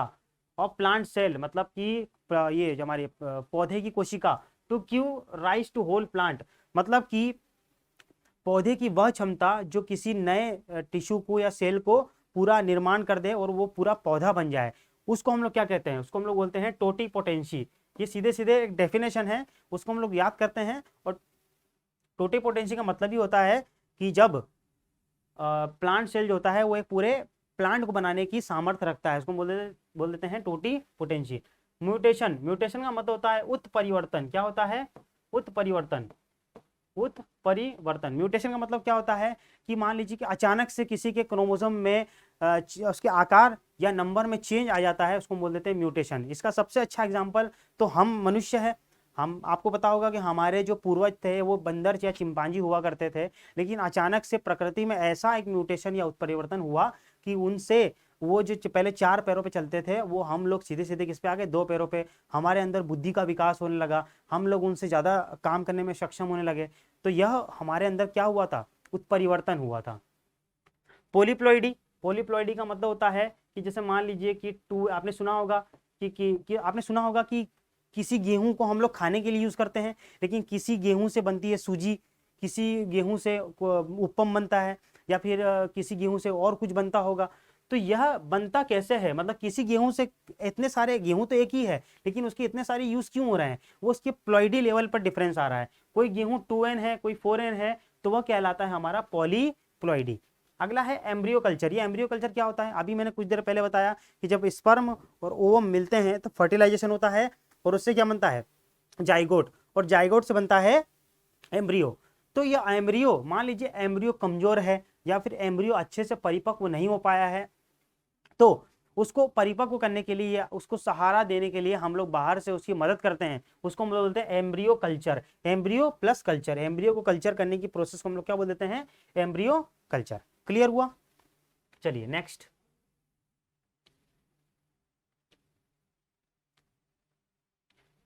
क्वेश्चन है, in cattles, in dash cattles are arranged in head out manner and there is a common passage between 2 rows called central और लिटर एली। तो कुल मिला के वो पूछना चाह रहा है कि निम्न में से कौन से सिस्टम में पशु के जो होते हैं वो चेहरे बाहर होते हैं और उनका एक कॉमन सेंट्रल या लिटर एली होता है। तो देखिए, पशु को जो होता है, पशु को मतलब बांधने की दो दो जो प्रोसेस है वो फेमस है। सबसे पहला होता है, मान लीजिए कि ये पहला इधर है और दूसरा इधर है, पहला इधर है और दूसरा इधर है। मान लीजिए कि ये पशु का सिर है और ये पशु का जो सिर है और ये इस पशु की पूंछ है। क्या है? ये पूंछ है। तो अगर ये पशु का सिर और ये पशु की जो पूंछ है, तो अगर सिर अलग अलग दिशा में हुए और पूछ अगर एक दिशा में हो गई तो इसको हम लोग बोल देते हैं टेल टू टेल। क्या बोल देते हैं? Tail to tail. देखिए पूछ एक साथ है तो टेल टू टेल, और हेड टू हेड का मतलब होता है जब पशु का सिर सिर आपस में मिल जाए और टेल पीछे की तरफ हो तो उसको हम लोग बोल देते हैं हेड टू हेड। तो क्वेश्चन क्या पूछा है? In dash cattles are arrange in head out manner. Head out आपको दिख रहा होगा, हेड आउट मतलब सिर बाहर की तरफ। सिर कहाँ है भाई? बाहर की तरफ, ये रहा सिर बाहर की तरफ। And there is a common passage between two rows. ये देखिए इनके बीच में दो रो है, कॉल्ड सेंट्रल और लिटर एली, मतलब यहीं से इनका जो मल मूत्र त्याग करते हैं वही यहाँ से बाहर निकल जाता है। तो ये कौन सा प्रोसेस हुआ? Head to head. Head to head हुआ ना, head out manner, sorry tail to tail. कौन सा हो गया? Tail to tail. Head to head आपको समझ में आ गया होगा। ये लूज हाउसिंग सिस्टम क्या होता है? लूज का मतलब होता है कि पशुओं का हम लोग, जैसे हम लोगों ने यहाँ पर बांध के रखा हुआ है, इस विधि में क्या करते हैं कि पशुओं को बांध के नहीं रखते हैं, पशुओं को खुला छोड़ देते हैं। अपने हिसाब से घूमो फिरो, चरो चराई करो आराम से, और जब खाने का टाइम आएगा तो आप एक जगह पर आके खा पी के अपना दैनिक का कार्यक्रम चला सकते हैं। अगला है individual housing system. Individual housing system मतलब क्या होता है? जैसे मान लीजिए कि ऐसी कई कई बार ऐसी परिस्थिति आ जाती है जब पशुओं को एक घर की आवश्यकता पड़ती है, या फिर एक वेंटिलेटेड या क्लोज्ड स्ट्रक्चर की जरूरत पड़ती है। जैसे मान लीजिए कि कोई गाय गर्भवती है, या फिर कोई मान लीजिए कि कोई बछड़ा अभी अभी जन्म लिया है, या फिर कोई पशु बीमार है, तो उनको एक स्पेशल ट्रीटमेंट की जरूरत पड़ती है। उनके लिए हमको इंडिविजुअल इंडिविजुअल घर बनाना पड़ता है, उनको एक रहने की जगह देनी पड़ती है, उसको हम बोलते हैं इंडिविजुअल हाउसिंग सिस्टम। तो इसका आंसर क्या आ जाएगा? Tell to tell. क्लियर हो गया? चलिए नेक्स्ट, नेक्स्ट क्वेश्चन।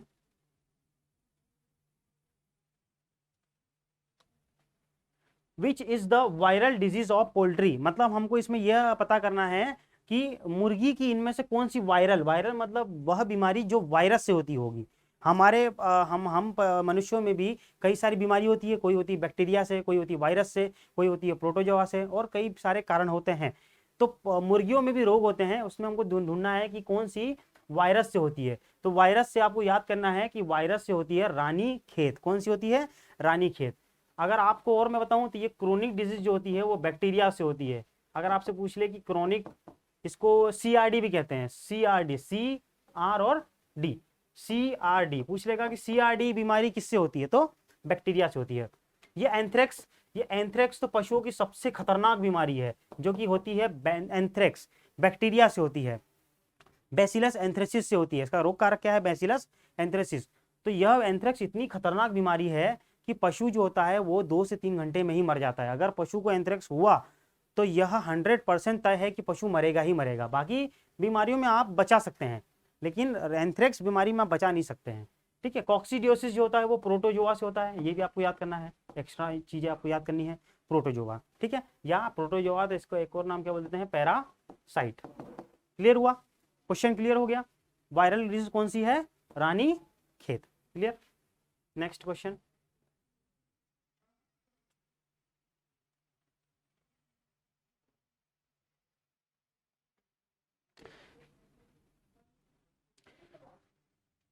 हमारा अगला क्वेश्चन है flower containing both stamen and pistil is a. इसका मतलब कहना चाह रहा है कि ये फ्लावर में अगर ये दोनों पार्ट हुए, अगर ये दोनों पार्ट हुए, उस फ्लावर को हम लोग क्या कहेंगे? उस फ्लावर को हम लोग क्या कहेंगे? मतलब जिसमें स्टेमेन और पिस्टिल दोनों हो। तो इसको समझने से पहले हमको ये समझना पड़ेगा कि फ्लावर का स्ट्रक्चर कैसे होता है। तो आप लोग देख सकते हैं फ्लावर का स्ट्रक्चर, आप बना भी सकते हैं। मैं यहाँ पर बनाने जा रहा हूँ फ्लावर का स्ट्रक्चर, ठीक है।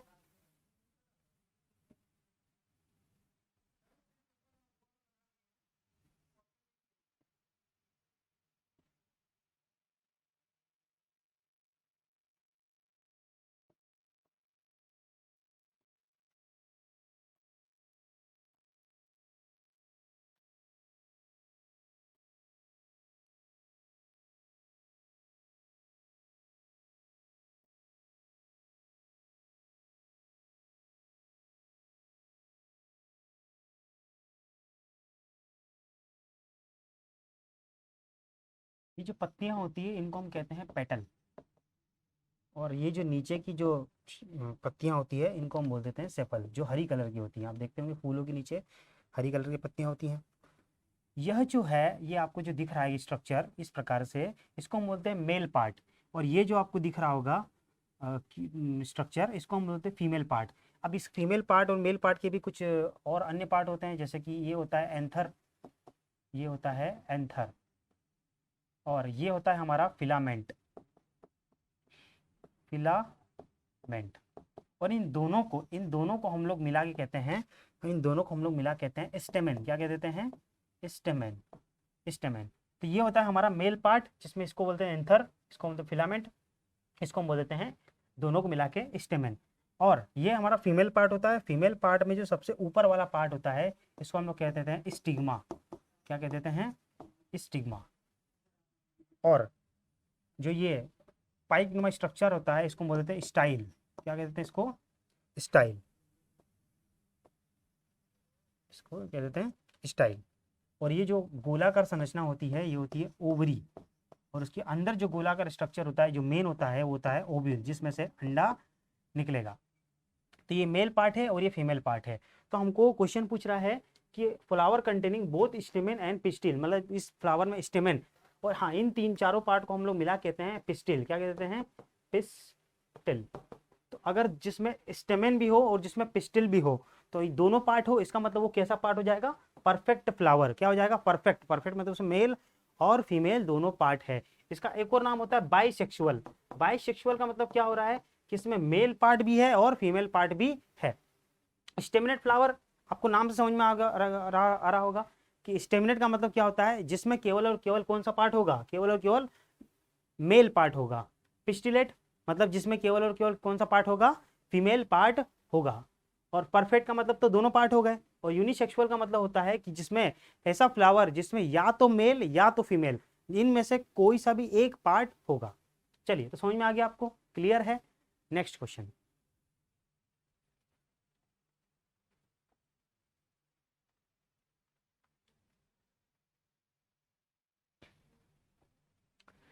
Which is not the type of watershed. Watershed का निम्न में से कौन सा प्रकार नहीं है? तो वाटरशेड क्या होता है? वाटरशेड एक ऐसा कैचमेंट एरिया होता है, ऐसा कैचमेंट एरिया होता है जहां पर जो है वो पानी विभिन्न विभिन्न रास्तों से आकर ये वाटरशेड नेचुरल भी हो सकता है और आर्टिफिशियल भी हो सकता है।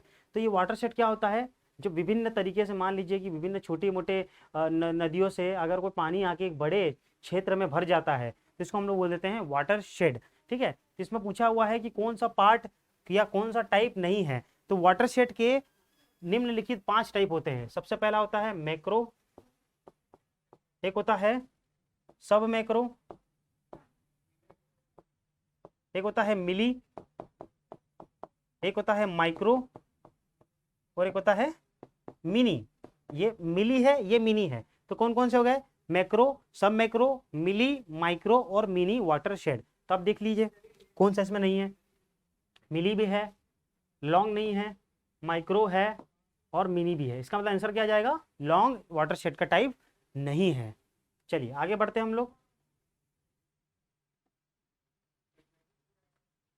Which of the following is an example of herbicide.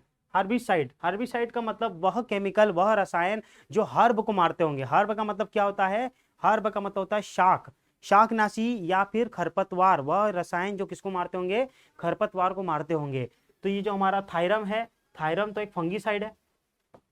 Fungicide का मतलब होता है कवकनाशी, जो कवक को मारता होगा। क्लोरोफाइस भी एक फंगीसाइड है और मेन्कोजेब भी एक फंगीसाइड है। लेकिन ब्यूटाक्लोर क्या है? ब्यूटाक्लोर एक अपना हर्बिसाइड है। क्या है ये? हर्बिसाइड। ये आपको ऐसे एग्जाम्पल याद करने पड़ेंगे। ठीक है, एग्जाम इसका आंसर क्या आ जाएगा? Butachlor. Next.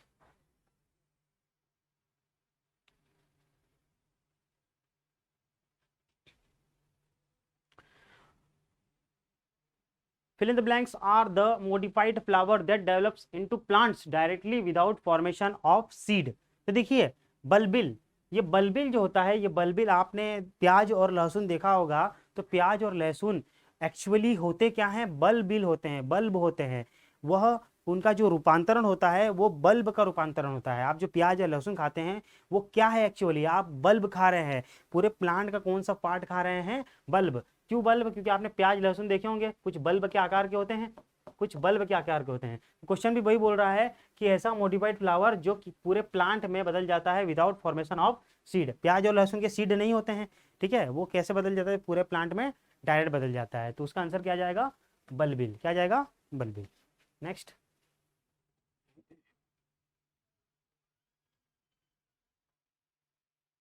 Botanical name of groundnut. Groundnut का बॉटनिकल नेम, इसको हिंदी में कहते हैं मूंगफली। आपने देखा ही होगा मूंगफली, तो पूछा हुआ है मूंगफली का बॉटनिकल नेम। तो इसको एज इट इज आपको याद करना पड़ता है, अरेकिस हाइपोजिया। क्या है, अरेकिस हाइपोजिया। ये बाकी क्या है, ये बाकी ओराइजा सटाइवा। ये ओराइजा सटाइवा जो है वो पैडी, पैडी या धान या चावल,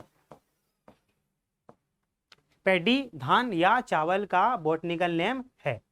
साइसर एरिटिनम, साइसर एरिटिनम किसका बॉटनिकल नेम है, ये चने का है, चना या ग्राम, ये पहले भी नाम बता चुका हूं मैं, ये चिकपी का है, ठीक है, हिंदी इंग्लिश दोनों, चिकपी इसका बॉटनिकल नेम है। ट्रिटिकम एस्टिवम किसका है, ट्रिटिकम एस्टिवम गेहूं का है, गेहूं, इंग्लिश में क्या कहते हैं, वीट। क्या कह देते हैं, वीट। और अरेकिस हाइपोजिया किसका है, अरेकिस हाइपोजिया जो है वो हमारा ग्राउंडनट का है। नेक्स्ट, चलिए,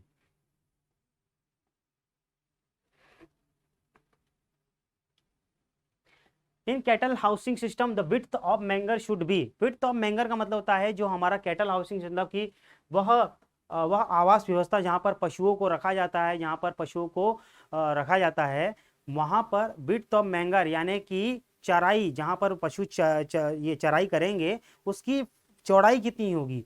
तो उसकी जो चौड़ाई होती है वो होती है 0.8 मीटर। कितनी होती है, 0.8 मीटर, ठीक है।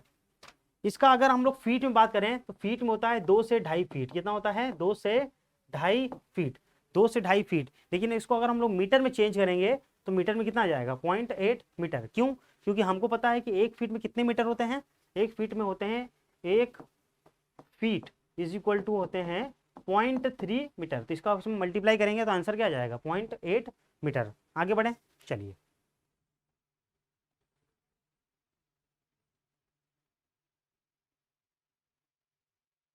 Scurvy cardiac disorder, pains in joints, bleeding of gums and tooth decay is caused by the deficiency of. Scurvy cardiac disorder, pains in joints, इसका मतलब क्या होता है कि जो घुटनों में दर्द होता है, या फिर ब्लीडिंग ऑफ गम्स मतलब कि जो हमारे मसूड़े होते हैं वहाँ पर खून निकलता है। टूथ डिके यानी कि हमारे दांत जो सड़ते हैं, वो बीमारी का नाम है स्कर्वी। और ये स्कर्वी जो होती है वो एक विटामिन की वजह से होती है, और उस विटामिन का नाम है विटामिन सी। उस विटामिन का नाम क्या है, विटामिन सी। लेकिन एग्जामिनर ने विटामिन सी ना देकर विटामिन सी का अन्य नाम पूछा है। विटामिन सी का अन्य नाम होता है एस्कॉर्बिक एसिड। क्या होता है, एस्कॉर्बिक एसिड, एस्कॉर्बिक एसिड। कौन सा ऑप्शन है, ऑप्शन नंबर 3। क्लियर है, आगे बढ़े, चलिए।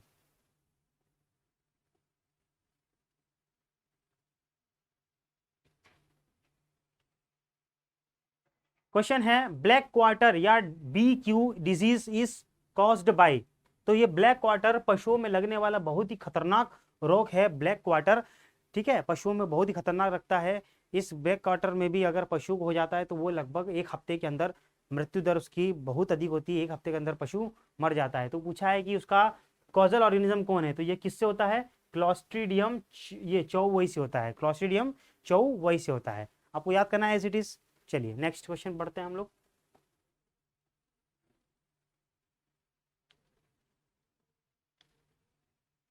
इन fill in the blank system of planting, row to row and plant to plant distance is same. इसका मतलब ये है कि जो रो टू रो है, मान लीजिए कि ये हमारा फील्ड है, ये हमारी रो लगी हुई है, तो पूछना चाह रहा है कि रो टू रो यानी ये भी बराबर, और ये प्लांट टू प्लांट मतलब ये प्लांट है और ये प्लांट है, तो इसकी जो डिस्टेंस होती है ये भी बराबर होती है। तो आपको पता होगा कि जो वर्ग होता है या स्क्वायर होता है उसकी चारों भुजाएं बराबर होती है।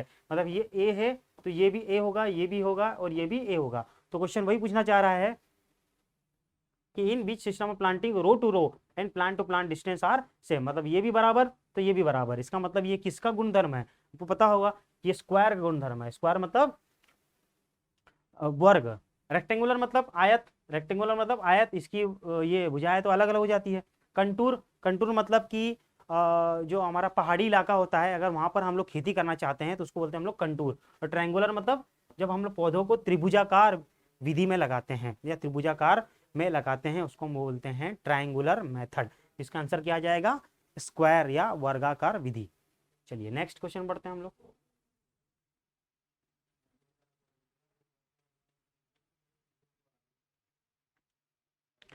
लिखा है Anacardiaceae is the family of beach crop. कुल मिला के आपको एक फ्रूट दिया हुआ है और उसकी फैमिली दी हुई है, हमको पहचानना है कि एनाकार्डियेसी का कौन सा फल है। तो इसका आंसर क्या आ जाएगा? मैंगो। बहुत ही प्रसिद्ध एग्जाम्पल है मैंगो। इसका एक और एग्जाम्पल होता है कैश्यू।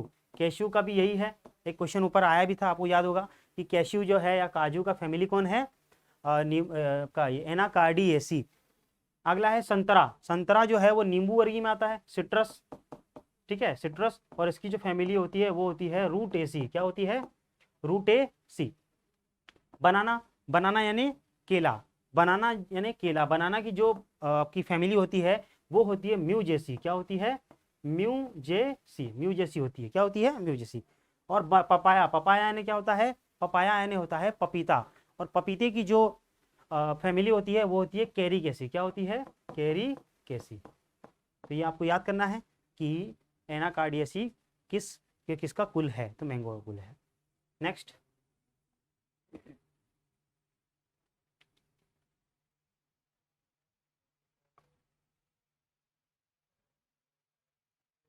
अगला लिखा है आपको question, match list 1 with list 2। तो हमको एक तरफ लिस्ट दिया हुआ है, एक तरफ लिस्ट 2 दिया हुआ है, जिसमें कि एक तरफ दिया है पोल्ट्री की ब्रीड और एक तरफ लिखा हुआ है उसके ब्रीड का नाम। तो सबसे पहले दिया है अमेरिकन पोल्ट्री ब्रीड। हमको ये पहचानना है कि निम्न में से कौन सी अमेरिकन है और इसमें से कौन सी इंग्लिश या मेडिटेरियन या एशियन है। तो मेडिटेरियन। अमेरिकन कौन सी हो जाएगी? Ply mouth rock. ये इसको PMR भी कहते हैं। ये मुर्गियों की नस्ल है, अमेरिकन पोल्ट्री ब्रीड। और ये इंग्लिश है, ये इंग्लिश पोल्ट्री ब्रीड हमारी रेड कैप है। कौन सी है? Red cap. इसको आपको एज इट इज याद करना है। मेडिटेरियन। मेडिटेरियन कौन सी हो जाएगी? कोचीन। कौन सी हो जाएगी? कोचीन। और आपकी जो एशियन हो जाएगी, एशियन कौन सी हो जाएगी?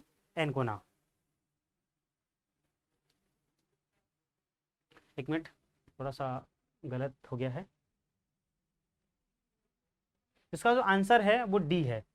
इसका मतलब कि अमेरिकन का आंसर क्या आ जाएगा? प्राइमाउथ रॉक। बी का थर्ड यानी कि इंग्लिश कौन सी हो जाएगी? Red cap. सी का सेकंड मेडिटेरियन कौन सी हो जाएगी? एनकोना। और एशियन कौन सी हो जाएगी? कोचिन। तो ये आपको याद करना है एज इट इज। ठीक है, तो आपको आप मैच ऑफ द फॉलोइंग आराम से कर पाएंगे। नेक्स्ट क्वेश्चन की ओर बढ़ते हैं हम लोग।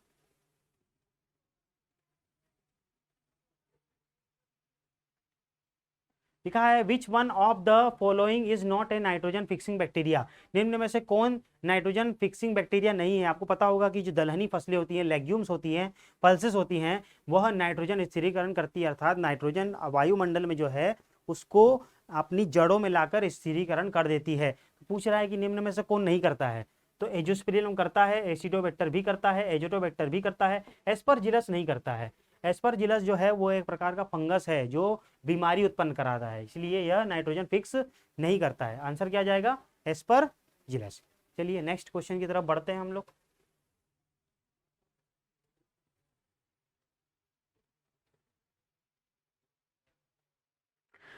पंजेंसी इन ओनियन, मतलब प्याज में कसावट। आपने प्याज खाया होगा, आपको थोड़ा सा कसावट फील आती भी होगी, या फिर आपने कभी प्याज काटते वक्त आपको प्रॉब्लम होती होगी। तो वो प्रॉब्लम क्यों होती है, वो कसावट किस प्रकार से होती है, किस कारण से होती है, उसके लिए केमिकल जिम्मेदार होता है। उस केमिकल का नाम है एलाइल प्रोपाइल डाई सल्फाइड। क्या नाम है?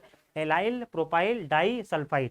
बाकी के ऑप्शन पर अगर हम नजर डालें तो जो लाइकोपिन होता है, ये लाइकोपिन रेड कलर इन टोमेटो, रेड कलर इन टोमेटो, मतलब जो टोमेटो यानी टमाटर का लाल रंग होता है वो किससे होता है? लाइकोपिन से। कैप्सेसिन क्या होता है? ये कैप्सेसिन जो हमारा मिर्च होता है, वो मिर्च का लाल colour, red colour of chilli, red colour of chilli, red colour of chilli यानी कि मिर्च का लाल रंग किससे होता है? कैप्सेंथिन से। मैलिक एसिड, इसके बारे में हम पहले बात कर चुके हैं कि जो मैलिक एसिड या ऑक्जेलिक एसिड होता है वो सोर टेस्ट, सोर यानी कि सोर टेस्ट इन ग्राम, मतलब चने में जो खट्टा स्वाद आता है वो किसकी वजह से होता है? मैलिक एसिड की वजह से। तो क्या इसका आंसर क्या आ जाएगा? Allyl propyl di sulphide. ठीक है, अगर मान लीजिए कि इसी की जगह आपको पूछ ले कि पंजेंसी इन गार्लिक, यानी पंजेंसी इन गार्लिक, यानी कि लहसुन। प्याज में तो आपको पता चल गया, अगर लहसुन में पूछे तो लहसुन में आपको लिखना है di propyl, di propyl di sulphide, ठीक है, डाई सल्फाइड। ये लगभग प्याज की तरह ही होता है, लेकिन ये एलाइल की जगह क्या लग जाता है, डाई लग जाता है। तो आपसे पूछ ले कि लहसुन के लिए क्या है, तो डाई प्रोपाइल डाई सल्फाइड। आगे बढ़े, चलिए।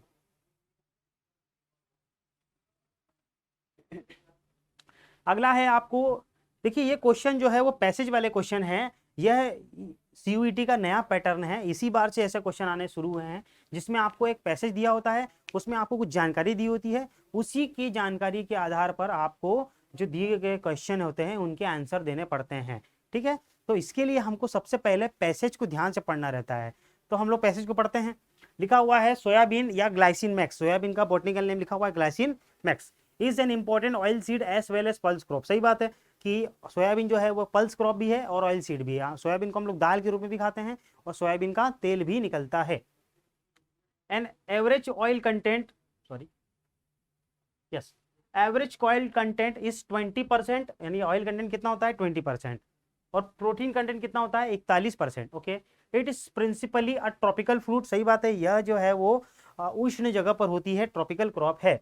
बट ऑल्सो ग्रोन इन सब ट्रॉपिकल एंड टेम्परेट रीजन, मतलब मुख्यतः ये ट्रॉपिकल है, लेकिन इसको कब उगा सकते हैं, सब ट्रॉपिकल में भी और टेम्परेट रीजन में भी उगा सकते हैं।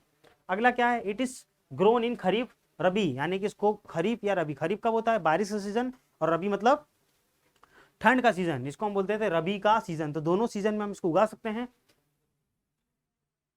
And usually on light to sandy soil, and usually on light to sandy loam soil, मतलब इसको हल्की या रेतीली मिट्टी पर लगाना चाहिए। क्यों लगाना चाहिए, क्योंकि रेतीली मिट्टी जो होती है वह उसमें जड़ों का विकास अच्छे से होता है, और मूंगफली आपको पता होगा जड़ में ही लगती है, तो इसीलिए मूंगफली के लिए कौन सी सैंडी सॉइल अच्छी लगती है, light to sandy. Most common varieties are Bragg, Clark, Punjab 1, MSCS 13, MSCS 57 और MSCS 124। तो वेराइटी दी रखी है।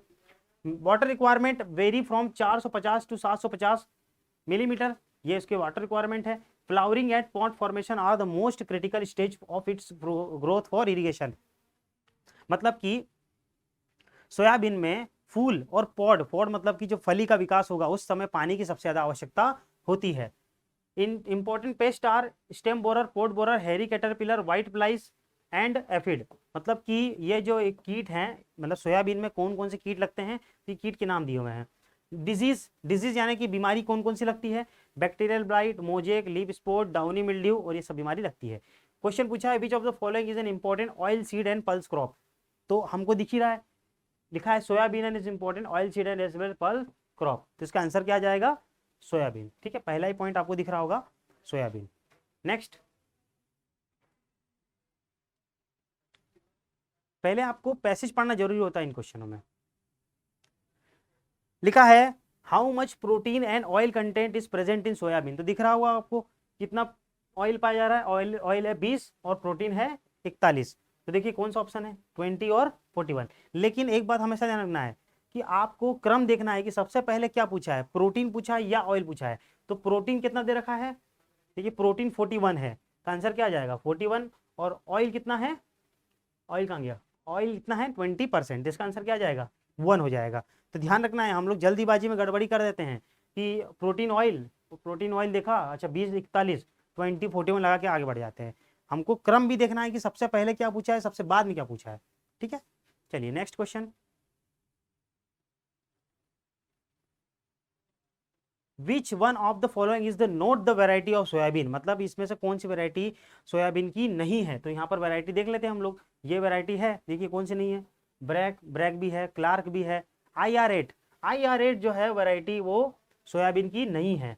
और MSCS 57, MSCS 57 तो आपको दिख रही है। ये IR8 जो है वो धान की या पैडी की वेराइटी है। ठीक है, आपको याद रखना है तो याद कर सकते हैं आपको कि किसी वेराइटी है, ये पैडी की वेराइटी है। नेक्स्ट क्वेश्चन, पैसेज तो सिंपल ही लग रहा है आपको, सिंपल ही क्वेश्चन आते हैं। Which are the important and critical growth stages for soybean for irrigation, अब इरिगेशन के लिए कौन कौन सी इरिगेशन स्टेज थी, देखिए आपको दिख रहा होगा, फ्लावरिंग एंड पॉट फॉर्मेशन, कौन सा ऑप्शन है, flowering and pod formation. Clear है, अगला question. The major disease are bacterial blight, sorry, which of the most important disease of soybean, मतलब कौन सी बीमारी मुख्य है।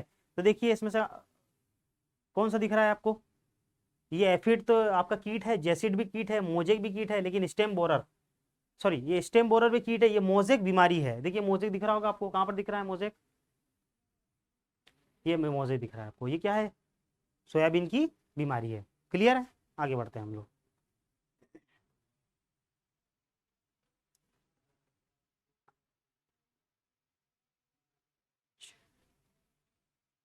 अच्छा अब नेक्स्ट पैसेज आ गया है, एक और पैसेज है, लिखा हुआ है most of the fruits are perishable. सही बात है, अधिकतर फल जो है वो पेरिशेबल, पेरिशेबल का मतलब होता है खराब प्रकृति के होते हैं, मतलब कटने के बाद वो जल्दी ही खराब होने लगते हैं, उसको बोलते हैं perishable. Heavy weight, larger volume and delicacy are the threats in transport, storage and marketing of fruit.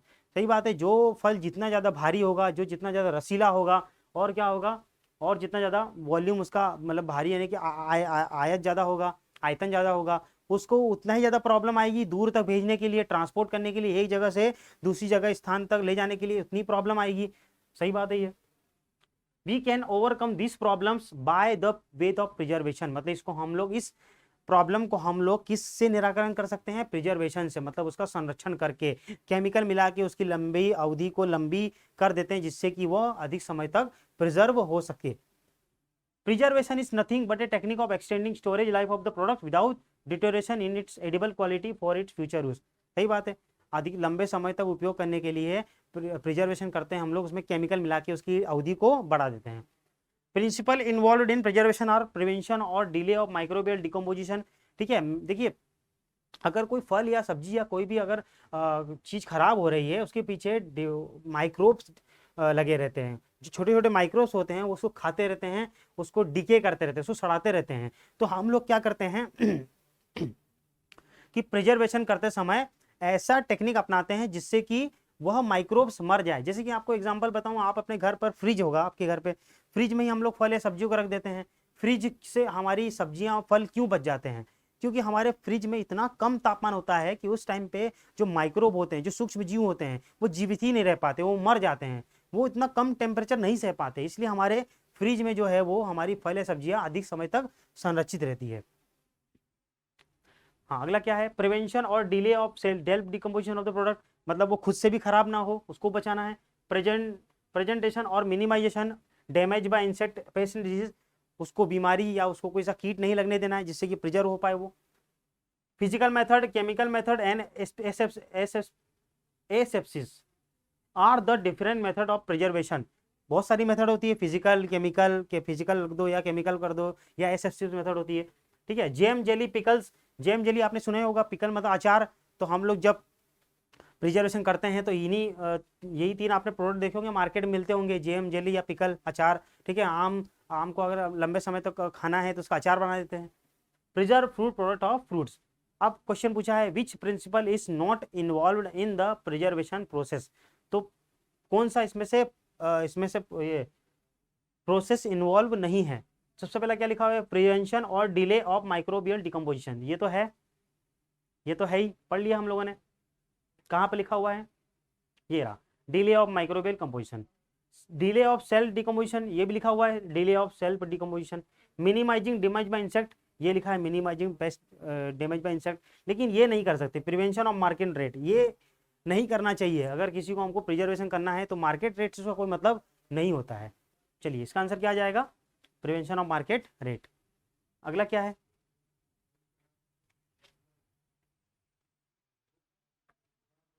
Which one of the following is the method of preservation. तो हम लोग अभी पढ़ के आए हैं कौन कौन सी मेथड है, फिजिकल है, केमिकल है और एसेप्सिस है। तो ये देखिए इसमें से कौन सा ऑप्शन है, फिजिकल है, सिंपल है। चलिए आगे बढ़ते हैं। विच one of the following is not the preserved product of fruits. तो हम लोग पढ़ चुके हैं कौन कौन से हैं, जैम, जेली और पिकल्स हैं, इसके अलावा बाकी नहीं होंगे। तो पिकल्स है, जेली है, जैम है, लेकिन ब्रेड, ब्रेड प्रिजर्व प्रोडक्ट नहीं है। ठीक है, चलिए आगे बढ़ते हैं हम लोग।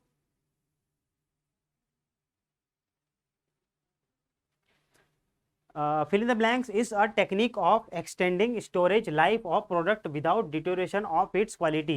ये कुल मिला के डेफिनेशन पूछ ली है। देखिए पहली लाइन में लिखा होगा, आपको दिख रहा होगा, ये आर द थ्रेड्स, ये लिखा है यहाँ से, is nothing but a technique of extending storage life और product without deterioration in its eligible quality for its future use. ये क्या है? ये प्रिजर्वेशन या संरक्षण है। सीधे से आंसर क्या आ जाएगा? Preservation. Okay, next question, problem of fruits during transport storage and marketing can overcome by the way of. ये देखिए पहला पॉइंट लिखा हुआ है, ये लिखे this problem we can overcome this problem by way to preservation, मतलब हम इन प्रॉब्लम को किससे दूर कर सकते हैं? प्रिजर्वेशन से। आंसर क्या आ जाएगा? प्रिजर्वेशन। ओके, तो यहाँ पर हमारा पेपर खत्म होता है और मैं उम्मीद करता हूँ कि आप लोगों को ये पेपर समझ में आया होगा और आप लोग समझ चुके होंगे कि इस पेपर को देखते हुए आपकी तैयारी क्या चल रही है, आपको कहाँ पर आपकी कमियाँ लग रही है, कौन सा टॉपिक आपको कवर करना चाहिए। और अगर आपको अधिक जानकारी चाहिए तो आप रैंकर्स एडुकेयर कोचिंग इंस्टीट्यूट में आप कांटेक्ट करके अपनी सारी क्वेरीज को दूर कर सकते हैं। और मैं उम्मीद करता हूँ कि आप लोग इस बार एग्ज़ाम अच्छे से दे के आएंगे और जिस ड्रीम यूनिवर्सिटी के लिए आप लोग तैयारी कर रहे हैं उसको आप लोग लेकर रहेंगे। तो मैं अपनी वाणी को यहीं विराम दूंगा। धन्यवाद, धन्यवाद, थैंक यू।